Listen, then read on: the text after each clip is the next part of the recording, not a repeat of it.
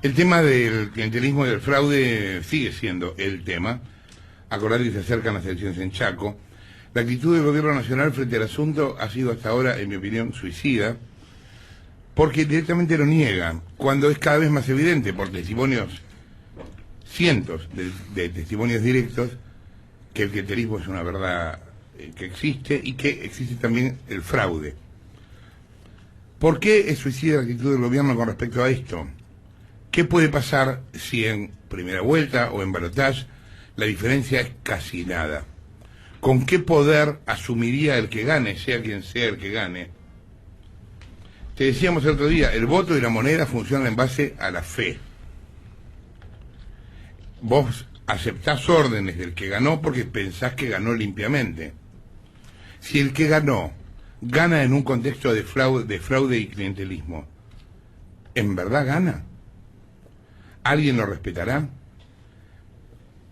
Me parece por eso criticable la actitud de Cristina con respecto al tema, porque está haciendo como que el tema es un tema de los gobiernos del interior y no está metiéndose en el asunto, y al punto de casi ignorarlo. El gobierno intenta neutralizar el pedido de transparencia electoral que está pidiendo la oposición, pero a la vez no propone cambios sustanciales en la votación.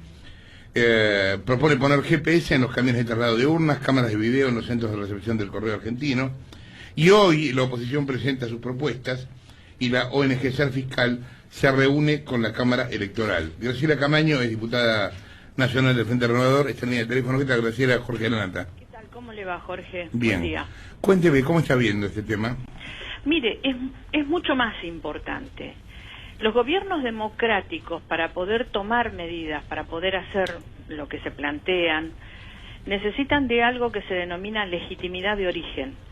Y esa legitimidad solamente se la da el ciudadano cuando vota. No existe ningún otro lugar desde donde se pueda adquirir esa legitimidad. Okay. Y lo que está en juego, cuando uno no toma las medidas necesarias para garantizar que todos los ciudadanos estemos convencidos de que las cosas se hicieron correctamente, es eso, la legitimidad de origen del gobierno. Los ciudadanos en Tucumán, puestos a la calle reclamando, de alguna manera grafican brutalmente la falta de legitimidad que tendrá el próximo gobierno, más allá del resultado, más allá de lo que se diga a tantos días de la elección.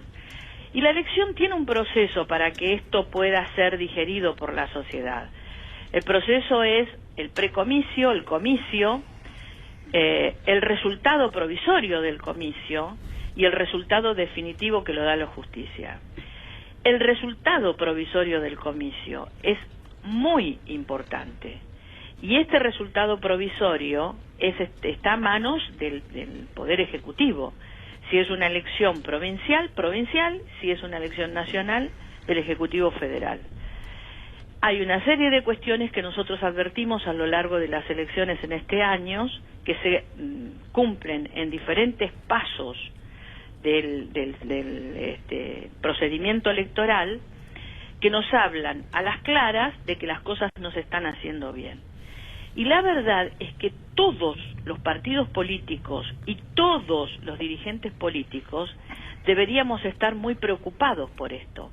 Yo, más que Cristina, de la cual lamento enormemente las apreciaciones que ha tenido en todo sentido, desde aquel crimen atroz en Jujuy de un militante radical al cual le discutía la ficha de afiliación en vez de lamentarse por su muerte, creo que hay una voz que falta, que es la del candidato del Frente para la Victoria, porque él es un afectado directo de esta situación. No, en este caso Scioli ha tenido la misma conducta que el gobierno nacional, ¿no? Claro, y esa es la actitud que hay que ponderar.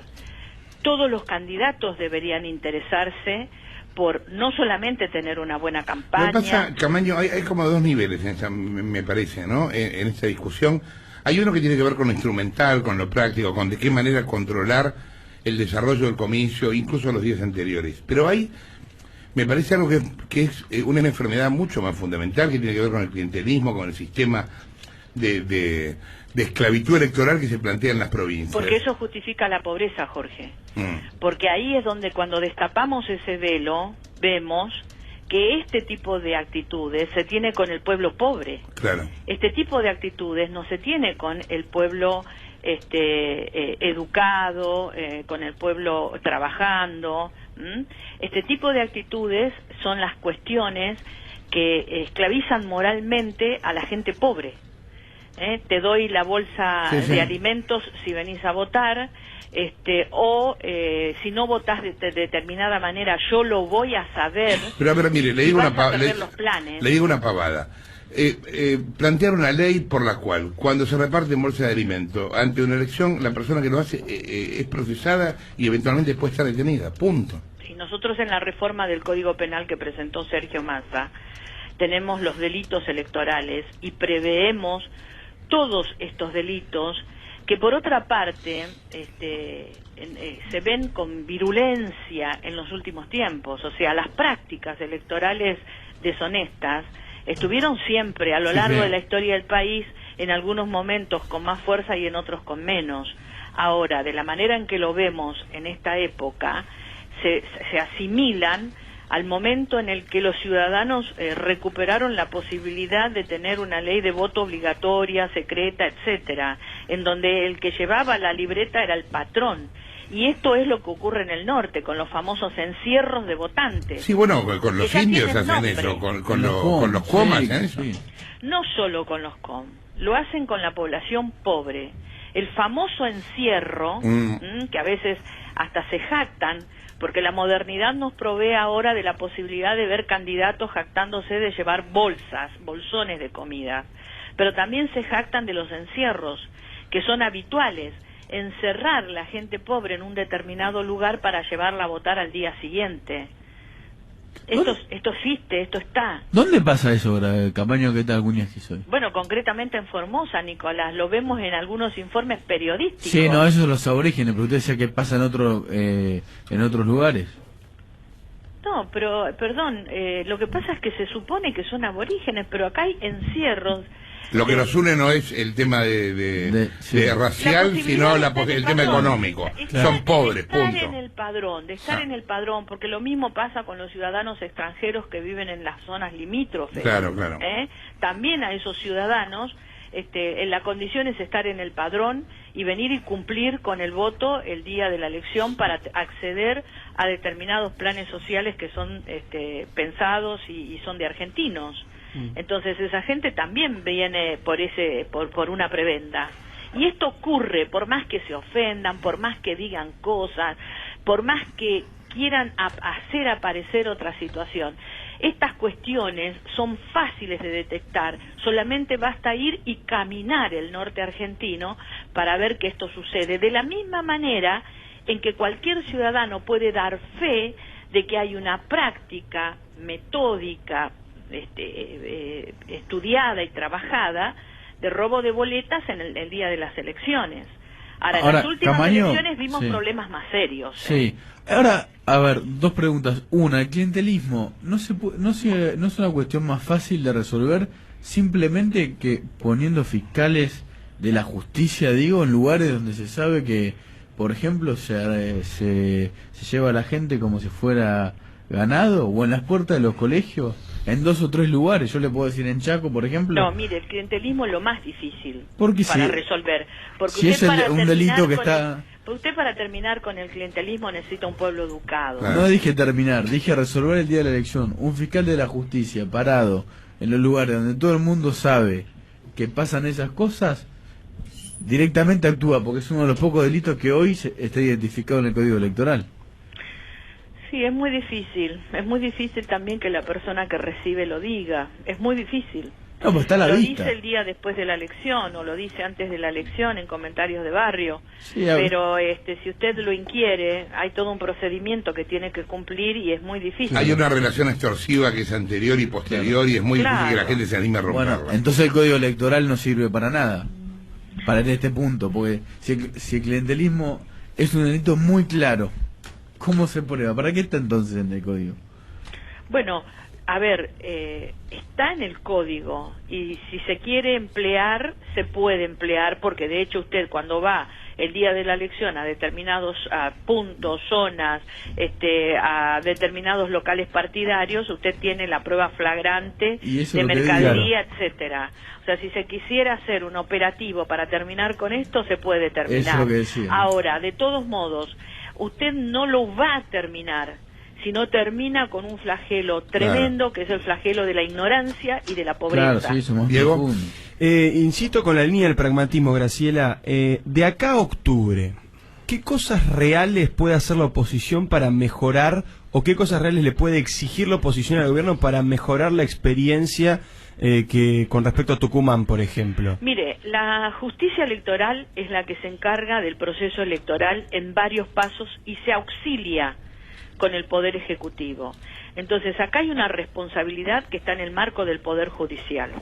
Nosotros creemos que hay determinadas medidas que puede tomar la Cámara Electoral e instruir a los juzgados federales de cada provincia para que por lo menos en la elección nacional se sigan determinados parámetros respecto a el acta de escrutinio, que nosotros la vemos sumamente confusa. Que se duplique, por ejemplo, que haya, digamos, 2 copias para que se pueda controlar que no se tergiverse en el correo. El acta de esta elección ha sido muy confusa, con una cantidad de dígitos que son impensados y me parece que hay mucho para hacer ahí en el acta.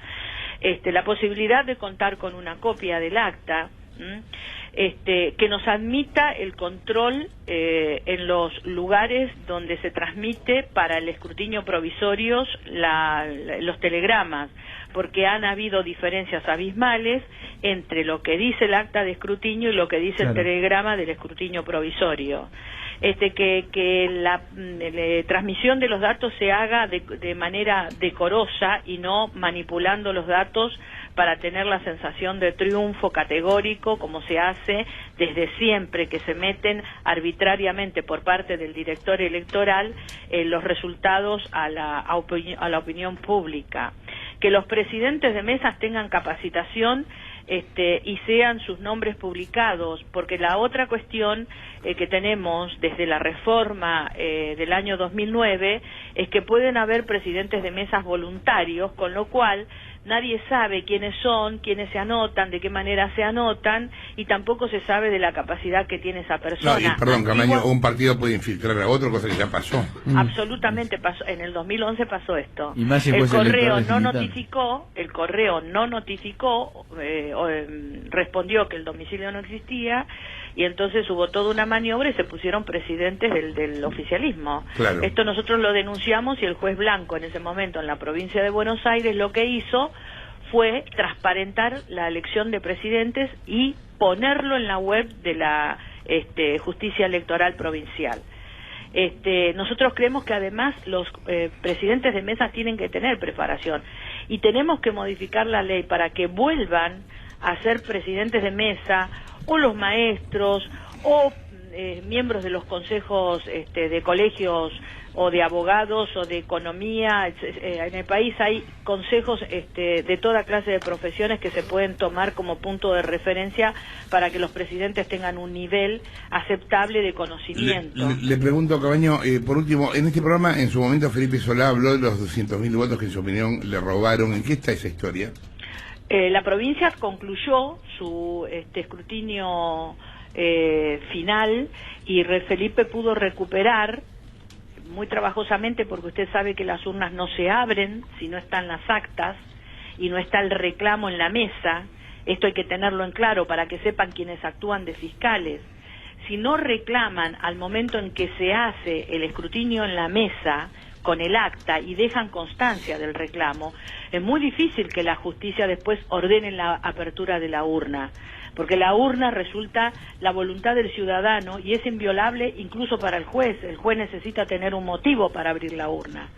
Bueno, con el escrutinio general Felipe recuperó 120.000 votos, o sea que no está lejos de lo que él planteó. Él tenía un trabajo muy bien realizado por su equipo, en el que apuntaba a porcentajes de acuerdo a cómo venía la lógica de la elección, y él decía: me robaron votos con absoluta justa razón, ¿no?